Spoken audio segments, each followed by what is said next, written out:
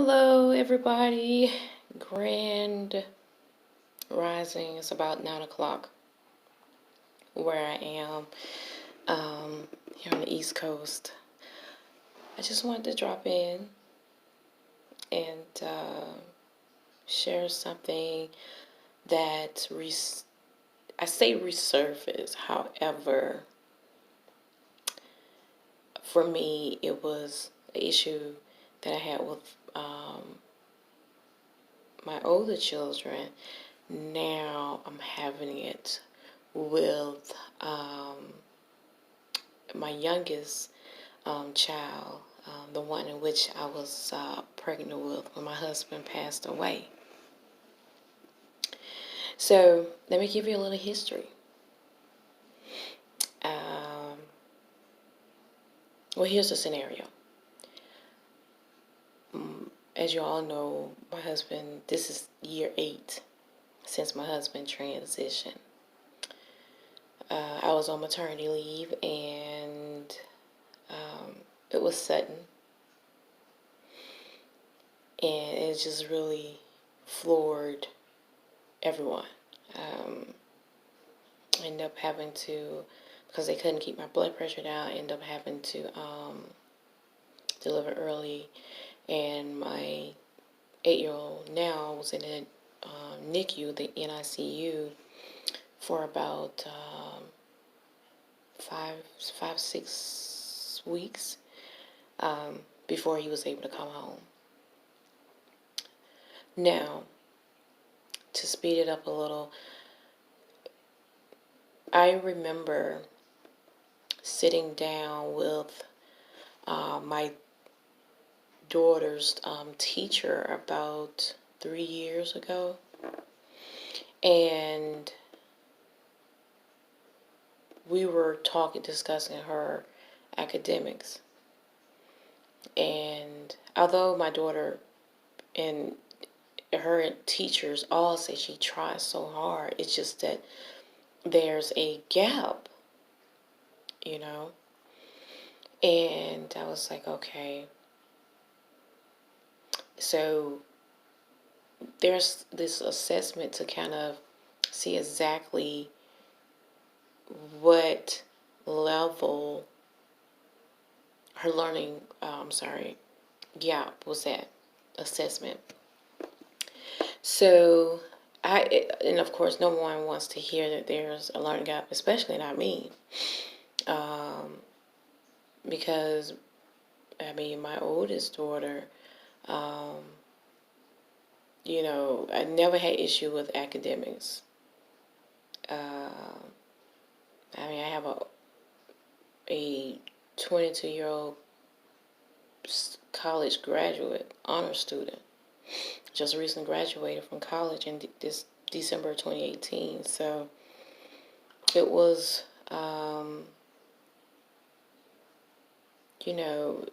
disheartening to have this conversation the first time with one of my children. Okay. So once again, this was about 3 years ago.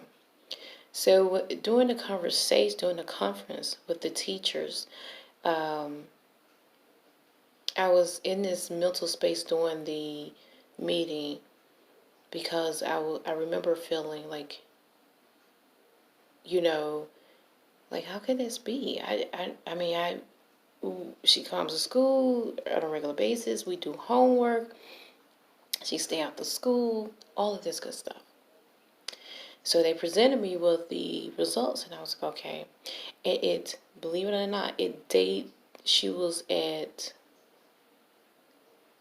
her levels were at, I want to say, 5th grade.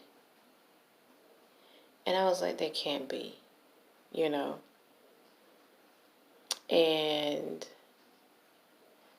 within the meeting, I remember my eyes just welled up. It was like the whole room was like, how can I explain it? It felt muffled. It was like I was in the moment. However, everything and everyone around me were like distant, kind of like going in and out of frame, you know, like I was inside of one of those old Twilight Zone movies, and the person feels like everything is just going on around. Then it felt like the pressure in the room just started pressing up against me. And to bring me out of that trance, I remember one of the teachers, because we're all sitting like this circle of table, with my daughter sitting kind of off at another desk in the room. And when the teachers touched my hand, my left hand, she said, "You're okay?" And I looked, and I was like, "Yeah, yeah." And before I knew it, I felt, a warm drop of tear, and I was like, I didn't even feel it coming. And they said, "Well, we can talk about it later." So the lead teacher, I think she's like an educative coordinator, she asked Caitlin to leave the room. So we spoke, and they were like, "Well, is everything okay?" Because they were aware it was a small school and enrollment level school, so they was very aware of, informed of our family, and the fact that my husband passed away, and things like that. However, you know, my we weren't at the school at the time that my husband actually transitioned. Um, so the first thing, it was like, the first thing that came out of my mouth after Caitlin left the room, and I felt comfortable and familiar enough to say that, I remember saying to the teachers, when you said fifth grade, that was the year that my husband transitioned. And they was like, "Yeah, okay." And I was like, that was actually the first year that Caitlin had to do summer school. My daughter had to do that. And not for the whole year, because my husband passed away in January. So very early in January 23rd, I remember. And I just told him, I was like, that would make sense. Because, unfortunately, children or adults, you only get so much time for bereavement, then you got to get back on that. For me, that workhorse, and for children, you got to get back into the school system, you know. And there's no real space for comfortable bereavement. Um, and true, genuine bereavement. So in the meeting, I had to come to grips with the fact that everything that they were saying were true, because it made sense. And I looked at them and I was like, the teachers is who I'm talking about, and I was thinking to myself, like, oh my goodness, I let my children down. I failed. And in the meeting, it was a great group of teachers, and we devised a plan. And Caitlin, everything from ordering, workbooks and test preps from Amazon, and we did a whole lot, to the point where she's on grade level, and everything. But I bring that up because I just want you to understand that, although when my husband passed away, my children went to school, they did homework, we ate, we went to bed. School, and for me, work, eat, go to bed. And it wasn't until, for my children at least, a dear family friend founded a youth bereavement group here that my children then had an outlet for their bereavement. But prior to that, it was literally go to school, come home, do your homework, eat, we went to bed. And that just went on. So there was no, although they were going through the motions, I'm talking about my children in school. However, there was no retaining of information. So it is, I know where I want to take this conversation, because I want you all to understand that in that meeting, although, like I said, that wasn't something I wanted to hear, because I was like, we have done everything that we were supposed to have done. You know, you don't get months off from school or from work to heal from a death.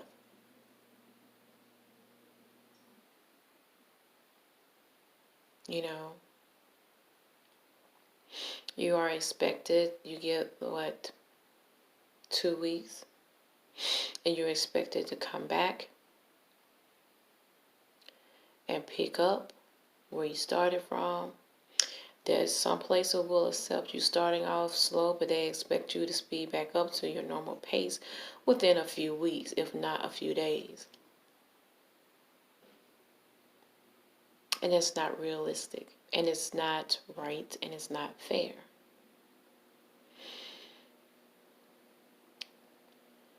But the reality is, we have a situation where, as a parent, and you're faced with information, tangible information, because these were test results, that shows where there was a gap or a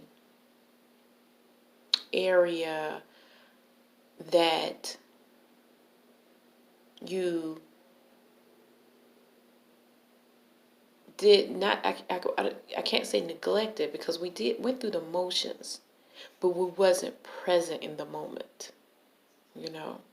And because I wasn't present in the moment, because my daughter wasn't present in the moment in the classroom, or had that space of just wanting to learn and hold on to the information that she was receiving, on top of trying to deal with the emotions of not seeing and eating dinner and vacationing and loving and being held and loved by her father, you know.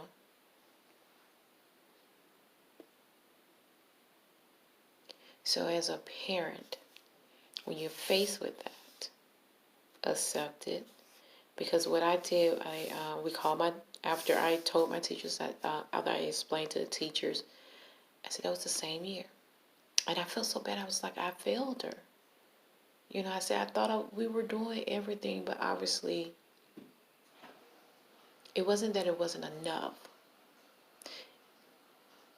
I wasn't present in that moment, in those moments. My daughter was in the classroom every day, but she wasn't present in the classroom, because she was thinking and feeling, having her own grief journey. That's why it was so important that we were able to get them into a youth bereavement group organization, because they helped out a whole lot. I mean, even helped me by way of them getting help. Because remember, I didn't think I needed any outside assistance. As long as I was working, keeping busy, and next thing you know, I couldn't even work anymore. You know? So where am I going with this? In other words, when you're brought to these moments come to you, don't be hard on yourself. Because bereavement is real. Grief is real, is what I mean. Heartache. When you feel like your soul has been cracked open because of a loved one transitioning,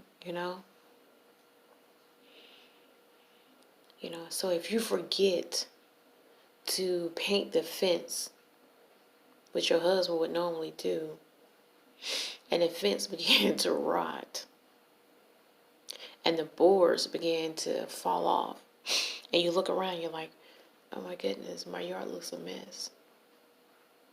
It's okay. All right? When you get a chance, get it fixed. Acknowledge, right, that there's I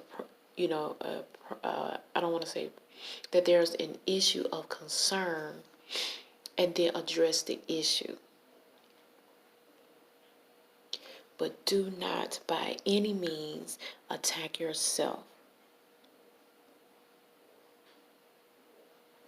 for not being in the moment.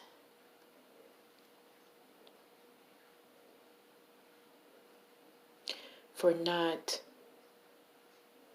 noticing, like I said, the fence over a period of time needs to be, painted, Or if you only have enough strength to go to work, take the children to school, and come home, clean, cook, and crawl into your bed.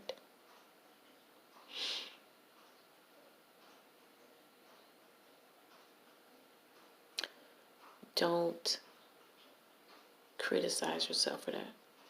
Don't hate yourself for that. But I will tell you this. You want to hurry up and get out of that mode. There's nothing wrong with doing that.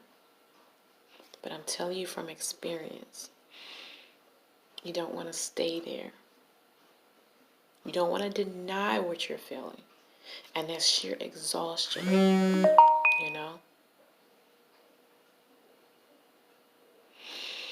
And you want to give yourself credit. Like I said, accept the issue, but don't you dare attack yourself.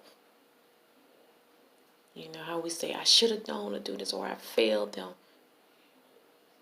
Because when you do that, you dig an even deeper hole for yourself. I know, because I did that.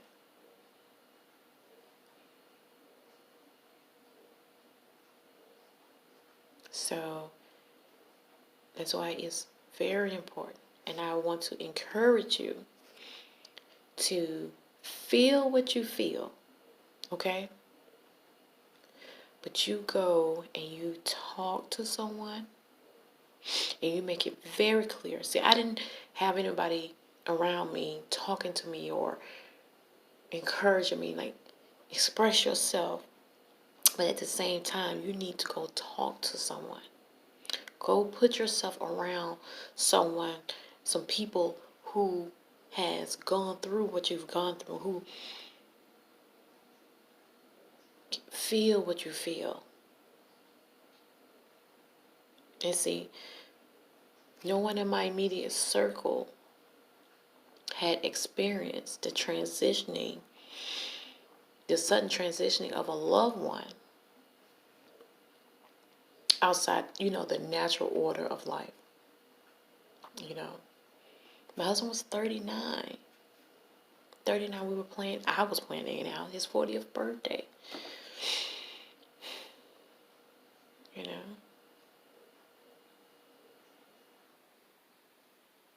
So there was no one around me, you know. So people just assumed because of my personality that I had it together, I can handle this, she'll get through it. And the reason I started this channel is that these feelings are real, and I don't want to have experienced these and not help other people know that your feelings are real. Grief is tangible, it's physical, it's emotional, it's psychological, it's spiritual. And that you can get through it, you know. I'm dropping tears, but these are actually tears of joy. This is year 8 for me, you know. My whole life changed. Hold on.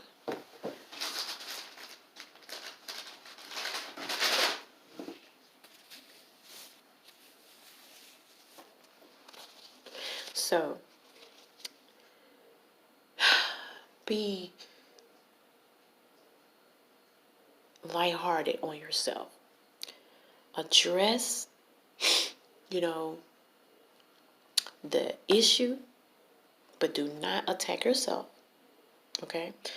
Put yourself around. I mean, you got to be intentional in this, you know. I mean, seriously. For the betterment of you and those around you. More so for you. Because when you're better and when you're whole, when I say whole, I'm talking about WHOLE. Everybody else benefits. You know, when you're thriving from the inside out, you feel so much better. And that's where I am now. And that's where I want to keep you encouraged on this journey, because I'm telling you, like I always said from day one, you're feeling this right now. But what you're feeling right now is going to become yesterday, 2 days ago. Okay? A week ago, a month ago, a year ago, 8 years ago, 5 years ago, 2 years ago, 3 months ago, 90 days ago. All right? Past tense. That means you're gonna feel it, but you're gonna get through it.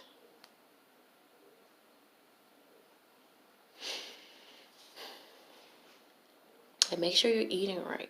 I mean, as you know, I told you guys about the video. I went through. I gained so much weight. So make sure you paying attention to your diet. All right.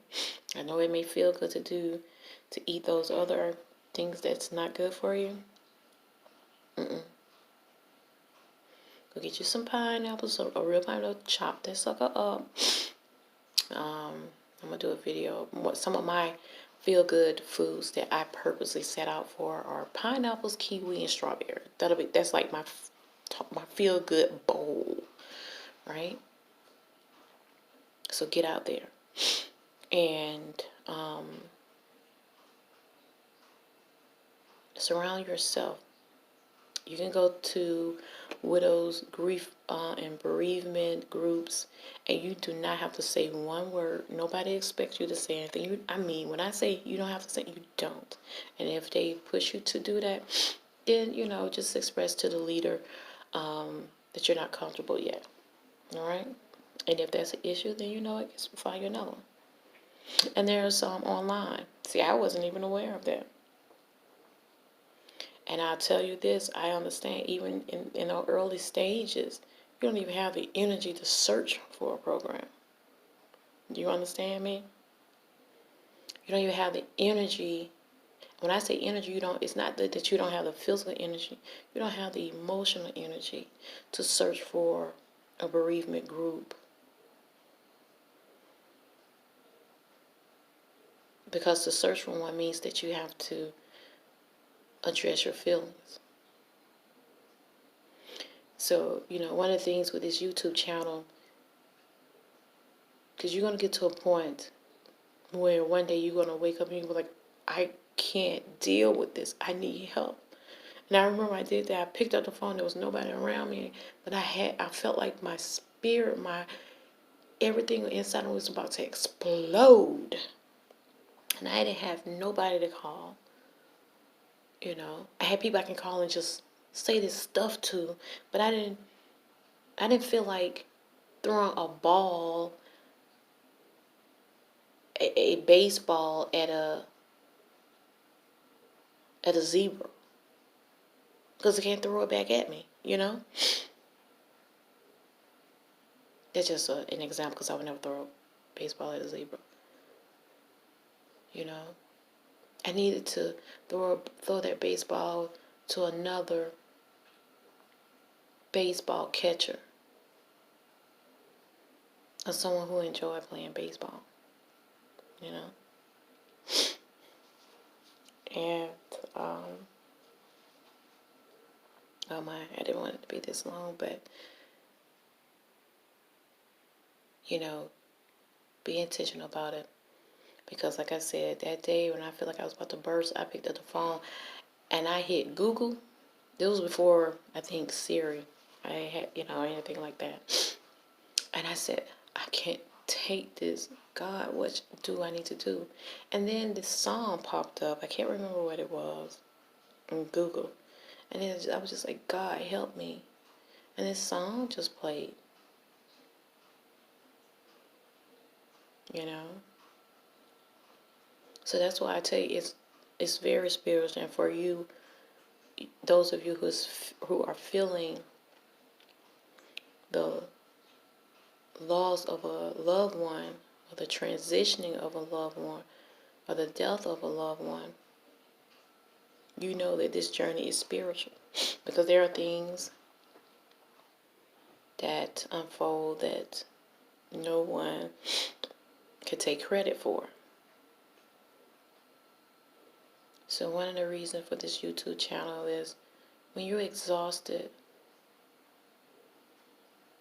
just, go to these online, go to YouTube, not all of them, I can't say that, and put in grief support and just hit play and just let it play. And if it's soothing your soul,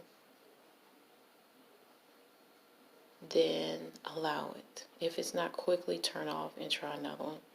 All right? Because sometimes all you got is just this finger to swipe, tap, move on, or like, or however they go.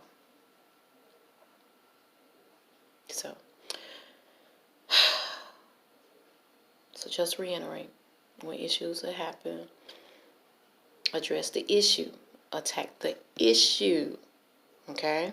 Not even attack it, address it. But do not attack yourself or how you handle it. Own your responsibility in it. But definitely don't attack yourself.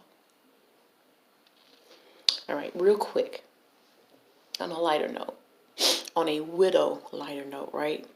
So I remember, it just popped in my head, I wanted to share this with you. I never did, yard work, landscaping. My husband always did. Like if something was around my house right now. Oh, real quick, see these pictures? My daughter, she's an artist, budding artist at that. But anyhow, back to what I was saying. I didn't have to do, landscaping. Anything around the house that needed to be fixed, he just did it, like regular maintenance stuff. So, like that fence issue that I was telling you about, like, I used to see him paint the fence with like clear paint fence stuff, I'll see him out there tap every now and again. But I wasn't, that wasn't my thing. That was his thing. So I didn't bother him. Now, as for the lawn, right? Guess what? So it came time, I shared this in a video too, when I had to do the lawn, right? And my brother came by and did it. And I just was like, no, nobody's going to use my husband's stuff. I was like a real, those first few years, a widow and widower are very territorial about our spouse's things. We don't want nobody touching them. We don't nothing. I mean, seriously, we don't. You know. So if you're there, I understand. Okay. So some years. So after I got over that, well, I didn't get over it that quickly. So I started doing my lawn myself, right? And after my husband had the one where you pull the string, and I just couldn't. I don't know what it is with that string. I just could never get that thing to crank. So I ended up having to go buy one that's an easier, start, easy start lawnmower. So I figured, oh, okay, I finally found my pattern. You know how to put the little power patterns in the yard and everything. So I remember the first time I did it, I was crying because I was like, Lord, I don't want to do this. I should not have to do this. It's your fault you took them, so why am I out here and it's hot and I don't want to do this? Right? That was so me while I was pushing a lawnmower, throwing a temper tantrum, right? But after a while, I got over that. And I started to enjoy doing the lawn, right? So because I'm not a landscaping person, so I would get this euphoria about doing the lawn. Just landscaping, period. I mean, I'd be out there like doing it and it would look nice. And, my neighbors were like, oh. And guess what? I would cut the grass so much, I burned the grass out. I had these big, I have the Bermuda grass. And I had these big, I was like, why is my grass like brown in some spots? And you know how you have those mailbox conversations with your neighbor? And he was like, well, you might not want to cut the grass so often because, you'll burn it out. I'm like, now you tell me? I got like these huge dirt spots now.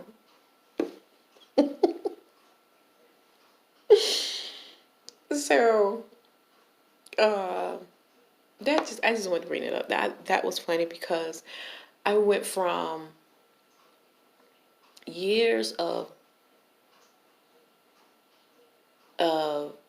not doing any maintenance because my husband did.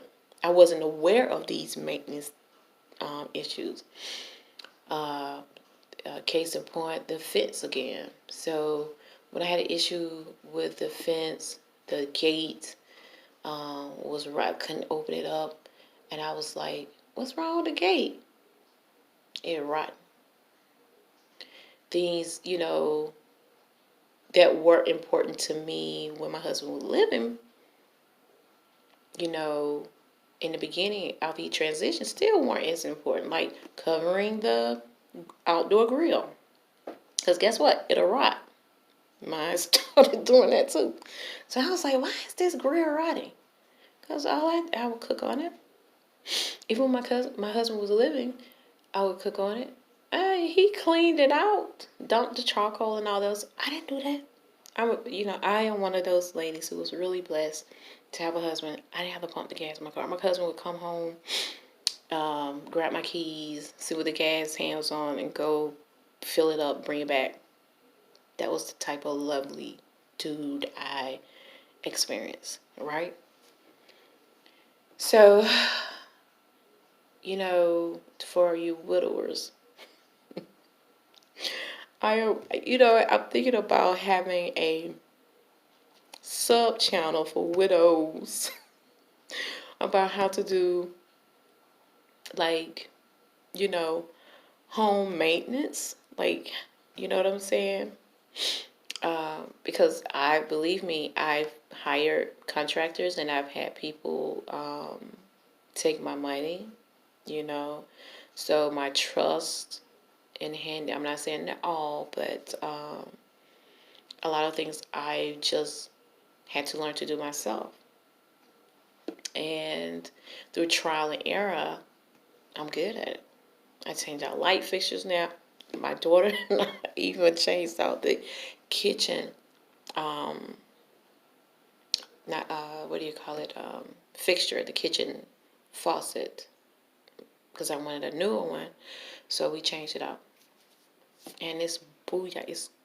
It works. All components of the sprayer, everything.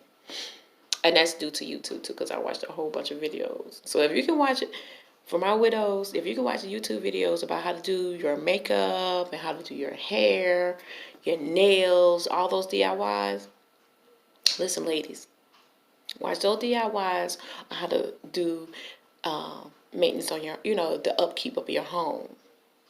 So not necessarily saying that you have to do it. So when you hire your contractors, you're like, nah, you BSing me. You don't have to do all that. Okay? That way you can own and, the experience and stay in control of your money. And don't be, one thing I've learned is that you don't owe anybody any excuses, and you don't have to be apologetic, all right, when it comes to making sure that everything is alignment when it comes to dealing with contractors or things like that. But anyway, I just wanted to bring that up, and we got to do something. I know there's this movement about gender equality, which is great. Long time overdue, Women marches, like, it's kind of like, damn it, how much do we have to march? How many, freaking movements do we have to have for us to, to be treated right as women and as black women, How many times we have to have a movement on top of a woman's movement? You follow me? For them to treat us right, for the people in society to recognize our value. But anyway, that's a whole other story. But everyone just understand that we got to make some changes. This grief journey is real. And 2 weeks, a month is not enough. All right? So be good to yourself.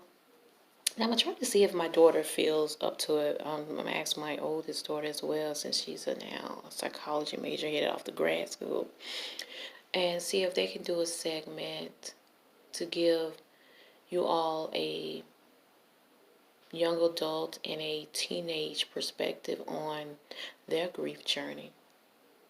I'll ask them. It's not something I want to force them to do. And I'll keep you guys posted. So remember, take care of yourselves. Make sure when you feel pressure, you get help. If you don't feel like there's anybody around you, I always tell you, I know 911 is for emergencies, and damn it, that's an emergency. Because that pressure can bust a galvanized pipe. It can wreak havoc on the human body. I mean, we live in an age of what TIAs, which, I can talk about personally, like a mini stroke, heart attacks, aneurysms. So take care of yourself. Be intentional on your happiness, and be intentional on your growth, your progress in this grief journey. All right? Peace. Love you guys to pieces, and that's the truth. How did it go? That's the truth. All right. Remember, it gets better.